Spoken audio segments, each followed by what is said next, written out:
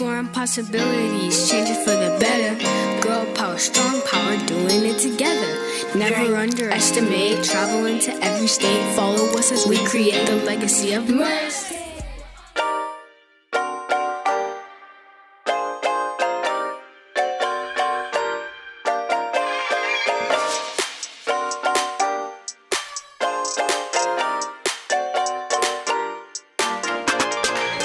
Hi, my name is Holly Fulger, and I'm the founder and CEO of True Beauty Discovery. We're a nonprofit, and our mission is to empower girls and young women to understand that it's their individuality that makes them powerful, capable, and beautiful.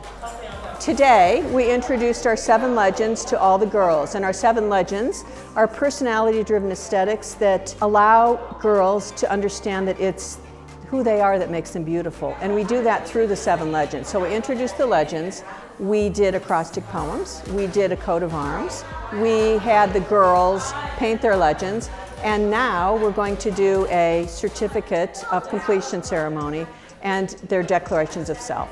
So we had a good day. We learned about the importance of just staying true to yourself and being your best self. We learned about different types of legends. I am a sleuth.